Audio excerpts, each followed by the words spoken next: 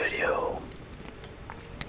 In this one, I will be showing you the settings and tactics that have worked for me in Project Zomboid. For those of you who don't know, Project Zomboid is a isometric zombie survival game with crafting elements and multiplayer and a lot of mod support as well. It is a very detailed survival sim. You have to manage many different things about your player character. You have to stay on top of numerous different moodlets, etc., etc. Before we get into the video though, I want to wish everybody well. Hopefully you guys are doing okay today. And if you hear any loud noises in the background, this video is being recorded on the 4th of July. So, I'm not going to call this video a beginner's guide because I'm not knowledgeable enough with the game to really be considered anybody to be giving advice overall to. But I'll be going through some of the sandbox settings and detailing some of the things that I wish I knew when I first started the game.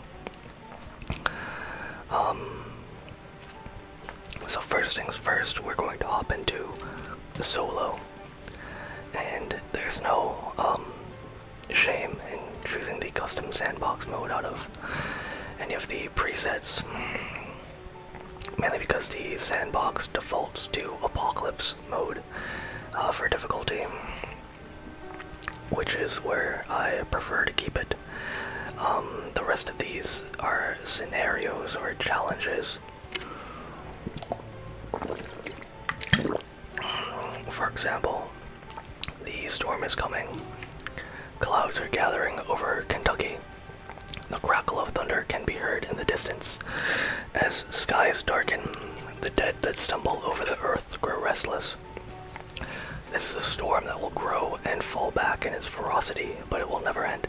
So essentially, it's going to be permanently raining.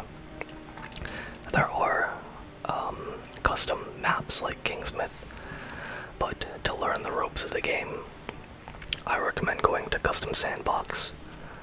I personally choose Riverside most of the time, but West Point is the hardest of all starts as it's the most populated of all the 4 towns in Knox Country. What I recommend doing is picking one of these starts and getting familiar with the location or the various locations that you can spawn in, as opposed to trying to swap around to one of the 4. It allows you to learn some different spots and locations, and you're able to carry that knowledge over playthrough to playthrough without necessarily metagaming. Although you will need to metagame to a degree. How far you go in that metagaming is completely up to you. Some people open a complete and annotated map of Knox County in a second monitor. I find that to be a little too far. I will look up various things in the wiki, but that's a bridge too far for me personally. But if you want to do it, power to you. It'll help you learn the locations a lot quicker. But like I said, I've been sticking to Riverside for the most part. So the first thing you want to do to make the starts easier for you is go to 5 a.m. for the start hour. This is due to a television show that helps boost your skills that has a start time at 6 o'clock in the morning. For the first 15 days of your playthrough, if you start on the first or day 9, it'll go for 15 days. Obviously if you start further back it'll go for longer, but it allows you to essentially build skills for free. So starting at 5 a.m. is critical for me. One thing that I do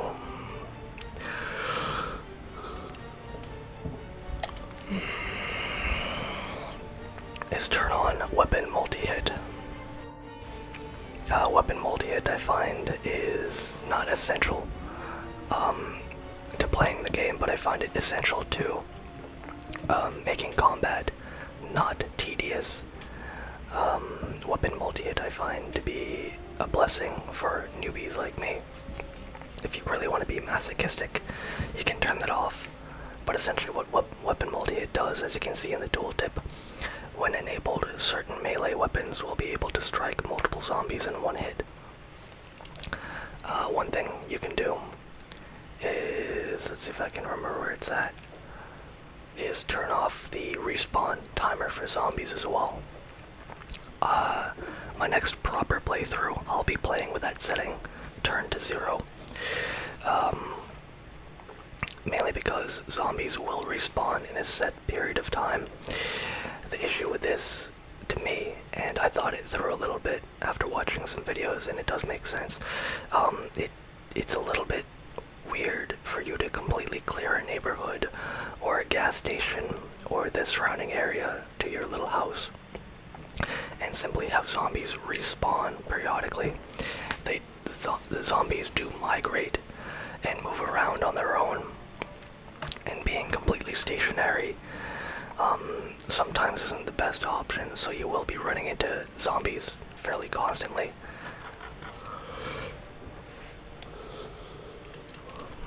But in this case, I'll be leaving the respawn time on, simply because this is going to be a little bit of a... I'm not going to be playing on this world after this. Real quick, one thing to keep in mind is that permadeath is default. There's no way to turn that off unless you go to debug mode. And then it can just be invincible, but part of the appeal of the game is when you die and you're one character, you can spawn to that same world as another character and build off the back of your first survivor. This is the character, occupation, and trait screen. I won't be going too in-depth on this. I will be giving the skinny on it. I can do a detailed guide on all these things. But like I said, I'm not the best person to take advice from yet. I just know some of the basics and I know what's worked for me. And the things that work for me are burglar as the occupation. Mainly for that initial skill of being able to hotwire vehicles and less chance of breaking the lock of a window. This makes the early game a lot easier, simply because you can get into cars immediately and start them without having to get a screwdriver or anything like that. It also gives you better sneaking skills, which are essential for the game. Zombie detection AI is mainly sound-based. If they see you, they see you. There is no real way to get around that. So sight-based stealth is a little bit off the table. To keep things short and sweet, my negative trait short list. I should probably go over the trait system, I guess, in a little bit more detail. Essentially, occupations and skills, positive skills, cost points, and negative traits, character debuffs, will essentially give you points to spend. My short list of traits is most definitely slow reader. This is because you can speed up the passage of time, and taking longer to read books is not really an issue when you can do that. So slow reader is genuinely free points. Next I take weak stomach, higher chance to have food illness. This is only applicable when you eat raw or rotten food, which you will never do anyway. So that's again free points. Some people take conspicuous. as free points since vision-based stealth is, you know, pretty busted. But I haven't found the need to yet. Now the two, I'll come back to that real quick, but prone to illness is another one. More prone to disease, a faster rate of zombification. If you get zombified, it's all over anyway, and illness only comes from infected wounds. Ideally, you'll have antibiotics or disinfectant, so this is again almost free points. Smoker. Stress and unhappiness decrease after smoking tobacco. Unhappiness rises when tobacco is not smoked. Again, almost free points since cigarettes and matches and lighters are extremely common. I'm talking ridiculously common. You break into a gas station, you will have literally hundreds of cigarettes at your disposal. Asthmatic is almost a death sentence. Underweight is also a very, very easy pick. Low strength, low endurance, and prone to injury. You can counteract that by picking fit, which is +2, so it's a overall a +1 gain. And it's additional 6 points right there. I think it's a little bit silly because you can take both underweight and fit, come out with +1, and then work off the underweight, and then build your fitness skill. So again, free points as long as you take fit to counteract it. By the way, death. Death is a complete death sentence in this game. You have to, for lack of a better term, sound whore so often in this game it's not even funny. Audio is such a massive thing. It's like not even close. You need that. And the two that I find interchangeable are hearty appetite and high thirst. People tend to lean toward high thirst, since water can be easier to come by. Me personally, I have a playthrough going right now with hearty appetite, which is the food version of high thirst. You have to eat more often, and I think it's pretty annoying. So I'm going to go with high thirst on this one and kind of demo it. Now the guaranteed perks that you really want are dexterous. Transfers inventory items quickly. You will be transferring items all the time. Inventory management is a massive part of this game, so that's a no-brainer. You need that. It's only 2 points. Wakeful is another good one. Need less sleep. I tend to go with that. Graceful. Make less noise when moving. That's a massive one. It's hands down a lot better than inconspicuous, since vision-based stealth is bullshit.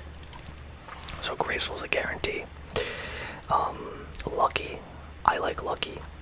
It's pretty cool because you get the rare house stories, like rare random events more often. With lucky, it kind of makes things a bit more fun for me. And next I go with fit. Now, fit just gives you straight up +2 to fitness. And as you can see, I'm left with 1 point to spend. The only 1 point trait is Speed Demon. That can be a detriment since cars are ridiculously janky in this game. Fabian. This game loves giving me the Fabian. This guy does not look like he should be within 20 feet of a school, or 2 miles of a school. Buffon. That's a sick mullet. Can I get like a straight up mullet? That's way too long. Buffon is the mullet. Alright, so some quick things about character creation. A lot of it's just, you know, personal preference in terms of appearance. But the 2 big things that you want a shirt, and you want, well, 3 big things. You want long socks, and you want shoes. Shoes give you more protection than sneakers, and you want the additional clothing in case you have to rip it to make bandages, socks included. You can also get a balaclava if you really want to, but the rest of this is fairly cosmetic, so I'm just gonna pop into the game. Now this is going to be finding a random location somewhere in Riverside for you. These are the end times. There was no hope of survival.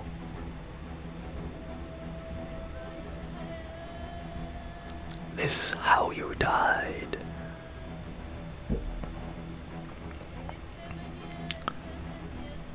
Yeah, it's pretty on the nose, but it's very true. By the way, for those of you wondering why I'm whispering in this video, I feel it suits the tone of Zomboid a lot better than soft-spoken. So you have to bear with my very thin and breathy whispers. Alright, I'm gonna pause the game real quick here. Okay. So, game is paused. First things first, you have spawned inside of a home. The home that you spawn in is safe. There are no zombies in it. Alright, so you can kind of take your time. Let's go through the sidebar menu real quick. We have your inventory. As you can see at the top here, Roman Harkin's inventory.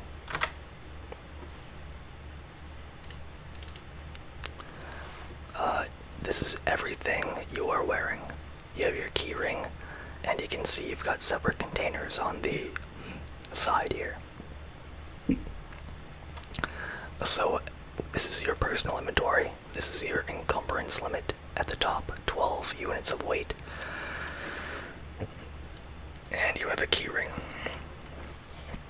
You can pick up additional bags or satchels that you can wear or carry that will help boost your encumbrance by essentially giving you a multiplicative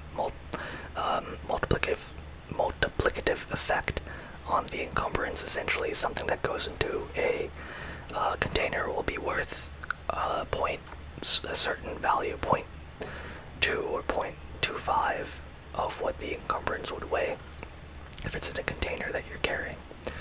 Alright, so on the right side, this is everything that is around you that you can loot. This bar here that displays all the various containers. The floor is also a container, as displayed by this checkerboard pattern. But say shelves, boxes, crates, anything, zombies, bodies, this will be displayed here as a clickable, and the UI is customizable as well. You can move the boxes around. The second little button is the status, your health and status. So going from, well, it defaults to the health tooltip, which is very good. You can exercise from here, doing various exercises to improve strength or fitness.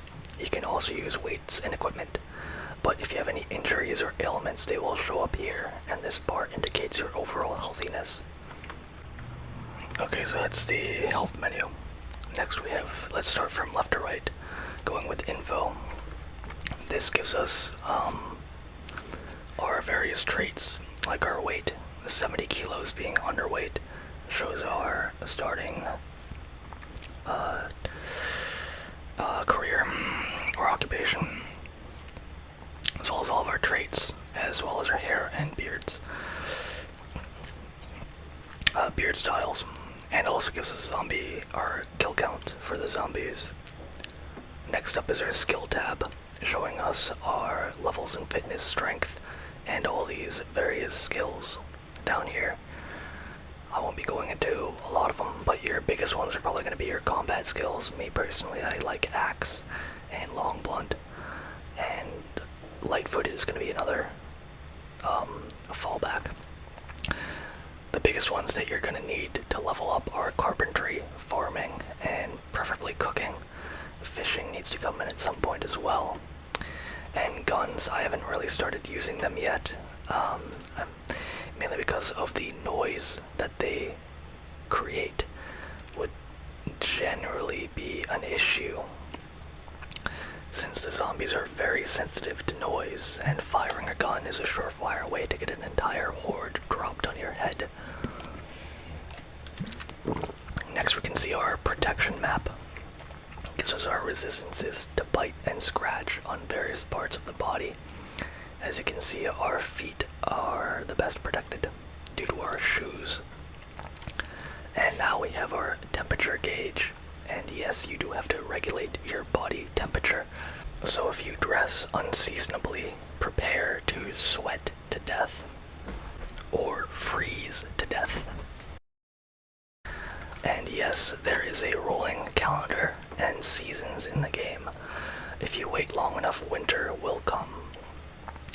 And next up we have the crafting menus, where you can build a lot of useful items. One thing to keep in mind is that a lot of things like staircases and furniture show up in a separate carpentry menu that appears when you right-click on a tile. Let me just do that real quick. Never mind. It won't do that unless you're outside or have relevant materials. It'll pop up with a carpentry pop-up. And you can select furniture and all that. This is for moving furniture. And this is for foraging. I haven't used this at all, so I am not the person to be talking to about it, but from what I understand, by searching, you are able to uncover various items that you would not be able to otherwise. Things like mushrooms and berries and other items that you can find.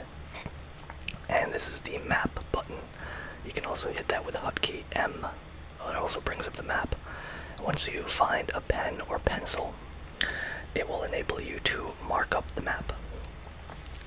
Now, I'm going to go through a few things fairly quickly, and I'll probably come back and talk about them afterward. But let's start the game up. Oh, I'm opening the map. Looks like we started in a fairly abandoned home, which is not ideal. So as you can see, I'm opening the inventory tab. I will take the pencil magazine. Now, these are useful for marking the map and reading to stay, to reduce your boredom and stress. So let's move along here. Trash can. We can take the garbage bag and the empty tin can. The garbage bag will be useful for collecting rainwater, and hopefully the tin can will be as well. We started in an empty home that's marked for sale, which is suboptimal. Since the water is still turned on, we can drink freely from the sink, which is great because our trait makes us more thirsty. Now, a lot of the time I would advocate staying within your starter home for a little while, if it's safe enough to do so and defensible. But in this case, there is no way to do that safely or smartly. We also have literally no weapons to our name. So when we try and make our way outside of the starter home, right, that's going to be priority number one, finding a weapon. Even if it's only a frying pan or a plunger, we need to hit somebody with something. As you can see, by the way, you can turn on and off light switches by right-clicking on them and bringing up the action menu. You can use the E key as a hotkey to open and close doors or perform basic actions, like getting inside and out of vehicles or windows. So I'm just going to zoom out here, and you can see our first zombies. This guy spotted us, which is quite bad, but we have the ability to push him over and stomp on him. Alright, right there. That is a moodle. Essentially a moodlet. Sometimes a detrimental effect. In this case, we are slightly panicked because this zombie is close to us. Oh, I almost forgot to mention, a very essential thing to turn on is in the regular menu under options, and it's going to be in display, not zoom levels.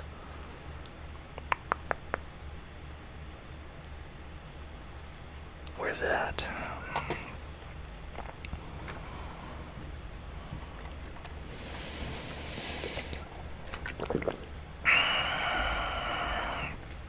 Maybe it's under keybinds. I don't think it is, but I'll check. Accessibility. Okay. Show hide radial. It has to be under display somewhere. Where is it at? Texture. Auto zoom. Where is it? Where is it? Lighting, dynamic skybox.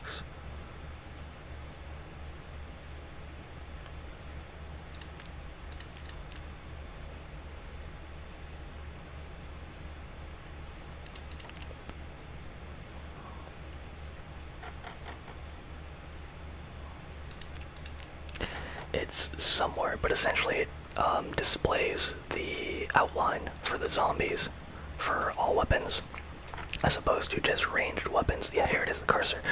Aim outline any weapon. That is something you want on at all times.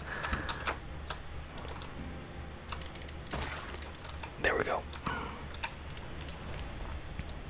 Dash elite key. Just gonna take that really quick. And we're gonna have to try and push over this other zombie here.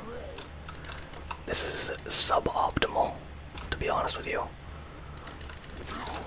You can keep zombies down by standing on them, by the way. Alright, let me pause the game again. You move with WASD, that is your movement. You hold down right click to target or go into the combat mode, and left click to attack with whatever you have on hand. In my case, that is nothing, so I simply shove the zombies over and attack them that way with a foot, the stomp. There is literally nothing that we can do over there, so. Okay, now one thing you can do is hold down right click and drag the mouse to the corners of the screen to get a better view of things. As you can see, there is a vision cone where the fog of war is appearing and disappearing. That indicates where you're currently looking, and certain objects, and especially zombies, will not be visible to you unless you're looking at them. Luckily, you can still hear them, which is why I say the death trait is a death sentence. Alright, so what I'm doing right here is very important. As you can see, I'm already getting XP, cooking experience, down here. Because if you tune in at 6 a.m., 12 p.m., and then 6 p.m., also midnight sometimes, you will catch an episode of Life and Living TV, which boosts your skills. Now watch, you can see here, I'm getting cooking XP. And if I caught the entire show, I would get a cooking level. The way you interact with devices and objects is by right-clicking on them. In this case, I could right-click and bring up the device options menu, which allows me to turn on and off the TV and change the channel down here. You have to be close to the unit to do so. As you can see, we've got some books here. Metalwork, The Hunter Magazine, Volume 3. I think I heard something at a window. Alright. Let's look at these cabinets, try to see if we got a weapon. Got a bunch of canned food. I'm not going to take anything because I might try and set up in this place. I'm going to hang on to the can opener though, that's useful to have. I heard something at one of the windows. So, you can right click on these various items. You can see it's got condition and damage. That means it can be used as a weapon. So you equip that in your primary hand. And now you can go around and use it to kill zombies, ideally. I heard something banging around, and one trick you can do is door flash. Essentially tap E to get a feel for if there's anything scary in there. I'm gonna grab some very basic supplies and then put a pin in this house to come back to it, because I don't want to be carrying all this stuff around. Yep, that's a problem. That's a real problem right there. So what I'm gonna do, take a peek outside real quick, and then open this door fighting these guys.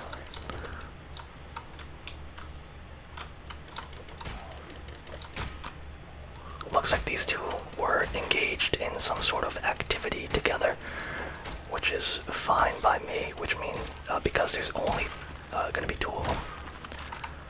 Okay. Definitely a bit annoying to deal with. I think there's a zombie at the window as well, so I'm gonna open the window and simply let it in, mainly because I don't want it to break the window, as that would be substantially worse to deal with. Here we go, here's something very important. The watch. You wear this thing, you can suddenly tell the time, and if it's a digital watch, you can set an alarm on it. So there we go, we can now tell the time, and I can keep track of when. That's useless, by the way. Louisville is an endgame city that you really don't want to be going to at any point. But we can read it anyway. Louisville, Kentucky, really cool. And Louisville is gonna be all the way over here on the map. So not really useful.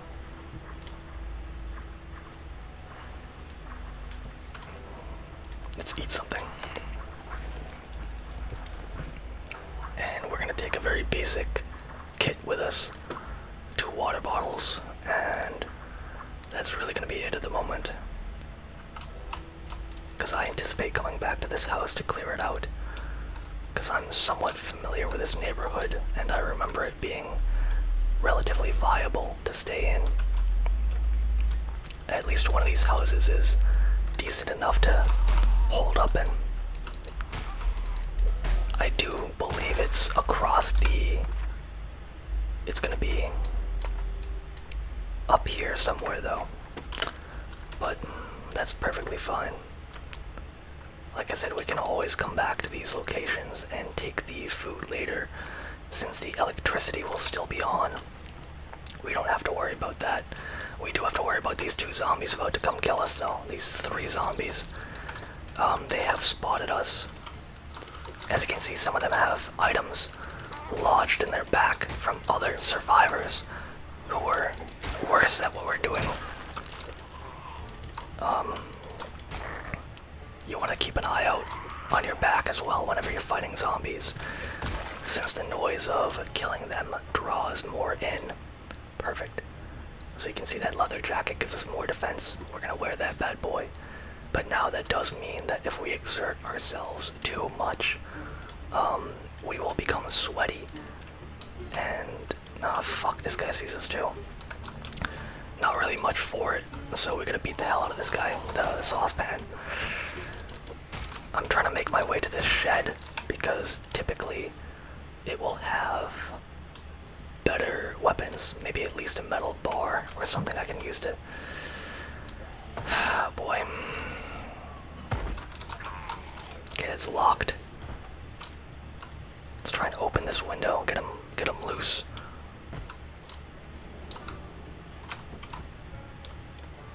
I'll just go in.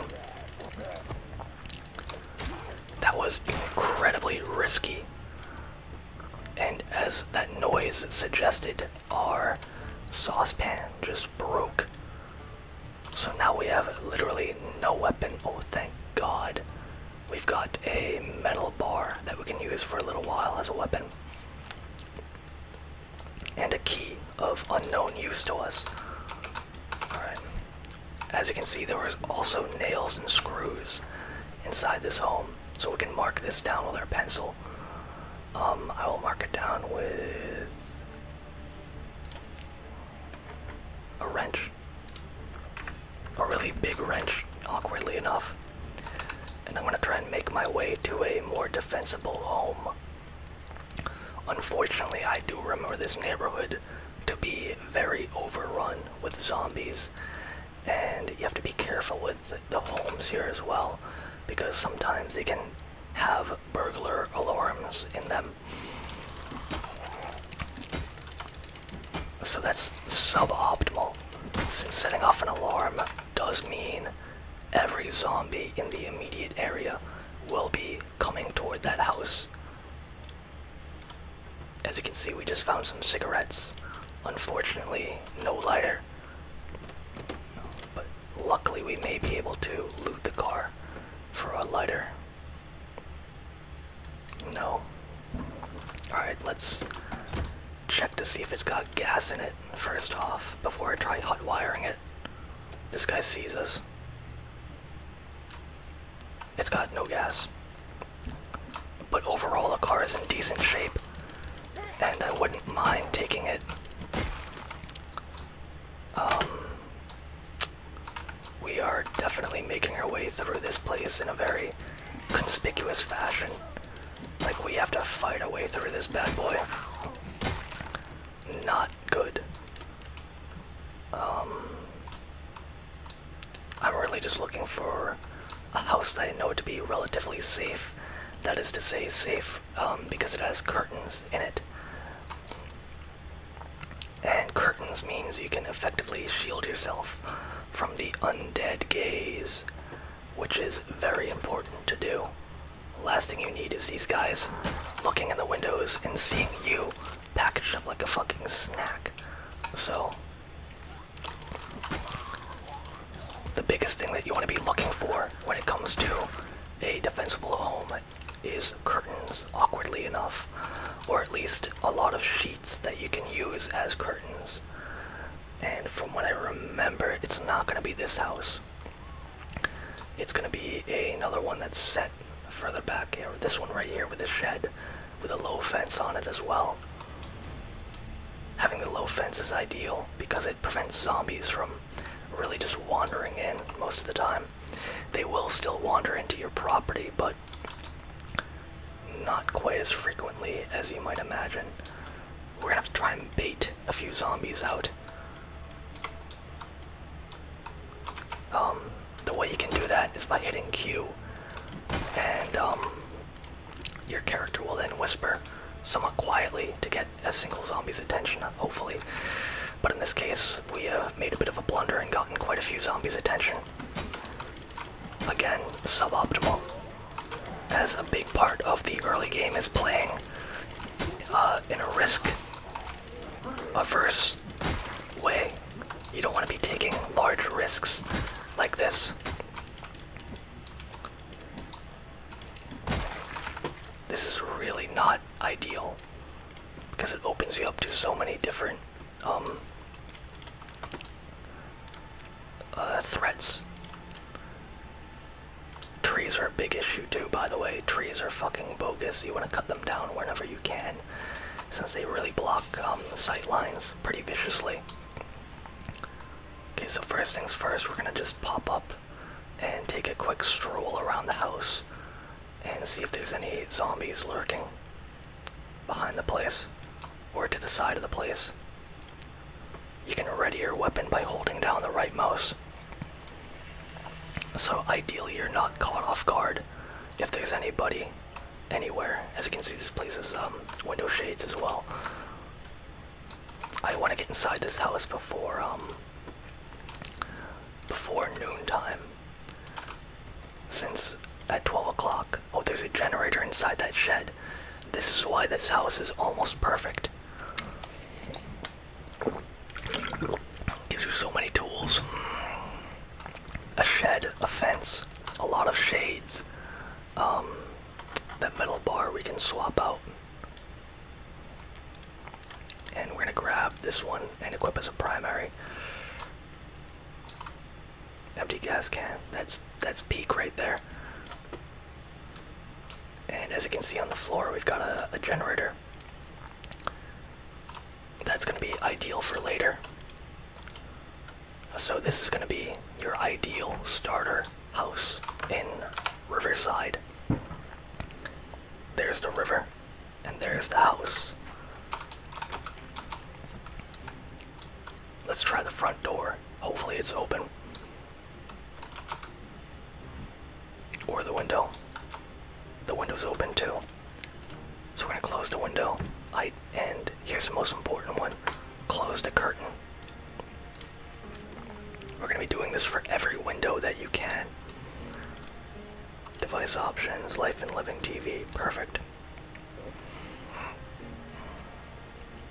And now we want to clear the home. Nothing. Perfect.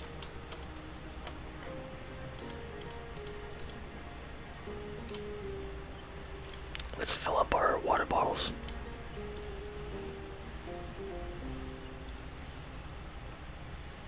Perfect.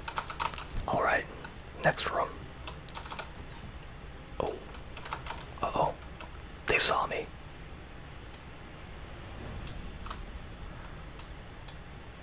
This is about to be really bad. So what I'm gonna do is come out the front door and then come around the other side so they don't try and bust the window. They broke the window. Okay.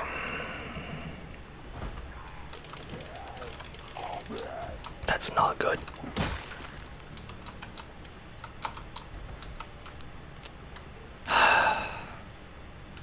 Now these guys see me.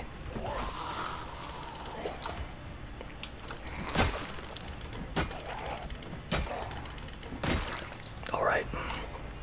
Now we're gonna deal with this shit. Having a broken window is not the end of the world. If I'm lucky enough to find a crowbar somewhere, that is something that we can deal with.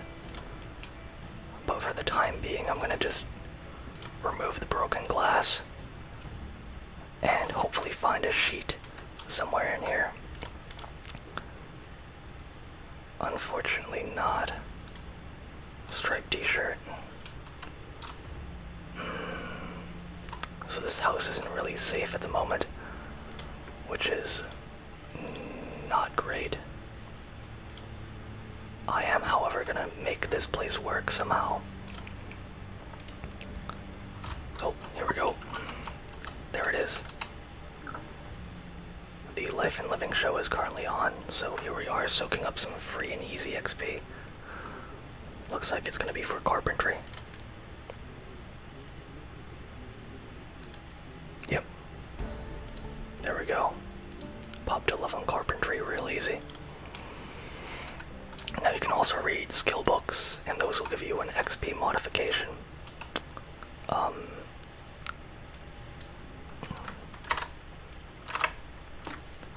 But one thing I'm going to do right now is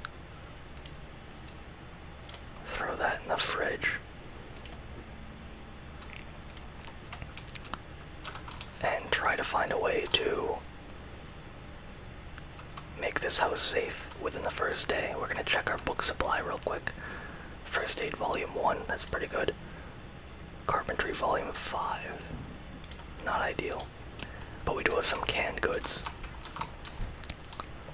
And we can slowly but surely clear out the zombie problem here.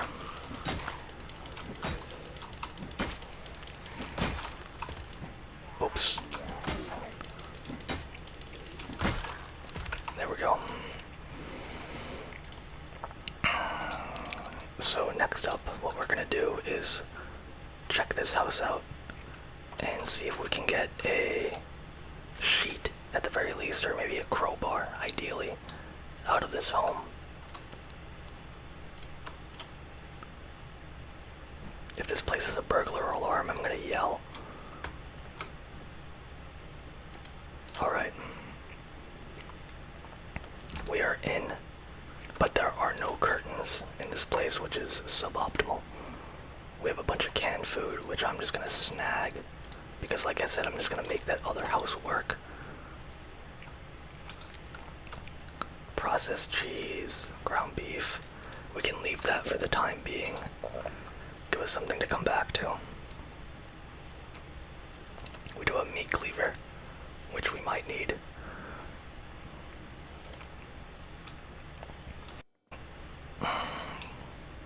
But not really anything else of importance. So let's clear the rest of the house. And ideally find some sort of sheet. Denim shorts. Nope. Or at least a curtain. on one of the windows that we can take. Big negative.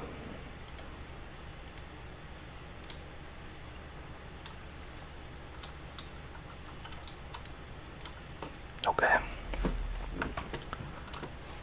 So let's return to home base and deposit our goods. Since we don't really want to be carrying around all that stuff. Eventually we want to move the zombie corpses out from, away from our base, because we can get something called corpse sickness.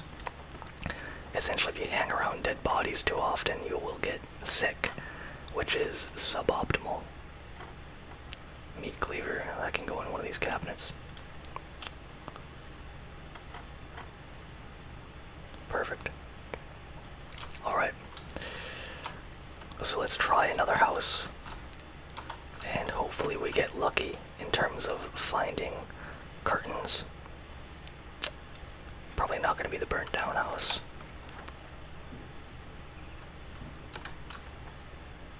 We're going to have to go past 4 zombies to make this work. Yeah, let's do that.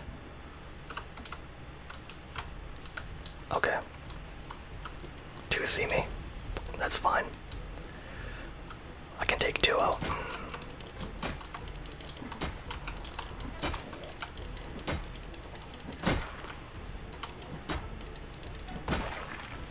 When they're on the ground, you actually have to target their head, or at least vaguely, to kill them. It's something that you really just get used to with time. Not really anything that you can just understand right off the rip. It's something you're gonna have to do, unfortunately. There we go.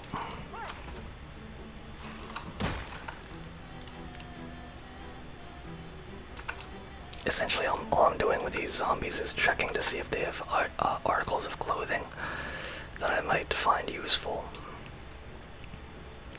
Alright, looks like this house has curtains.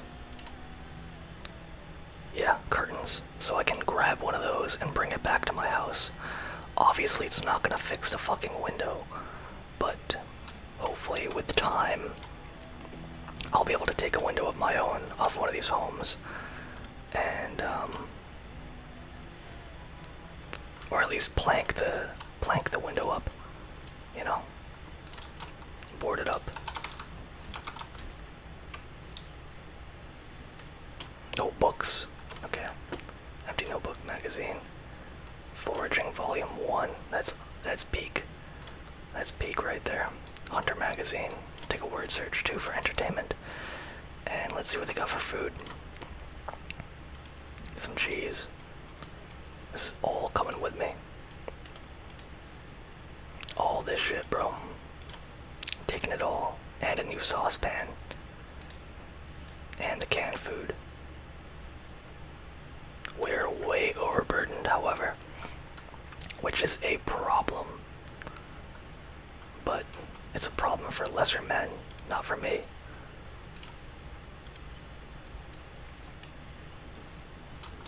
Because I'm about to just dip.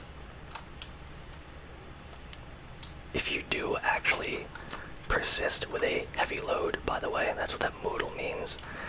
It means you're carrying too much, by the way. As you can see, I'm 15 out of 14. Your ass will get a hernia, and quick. But fortunately, I'm really not that far away from my base, so I'm just gonna risk it. Once we get back home and I put that curtain on the window, I'm gonna call it a video. If you guys want to see some more Project Zomboid, feel free to let me know. I'd be more than willing to show you guys some more of this game. It's a real peach. I'm just gonna book it. Get myself a fucking hernia right now. Perfect. We're back. And now we can dump our canned goods off. Fill up the fridge with some chicken. Well, now that's gonna go in the freezer, actually. Ham can go in the fridge. Ground beef can go in the freezer. And eggs can go in the fridge there. Can drop griddle pan in here as well as a saucepan. And let's pop that sheet on the window. And just close that. So hopefully no zombies will be curious enough to try and pop in, because they won't be able to see me in here. But you never know. But with that all out of the way, I'm gonna call the video here. Can I emote?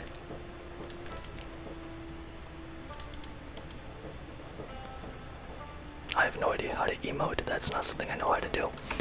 But I'm out of here. If you guys enjoyed the video, let me know in the comments. And I will be more than willing to pop up for another Zomboid gameplay. Even though it's a very hectic game sometimes.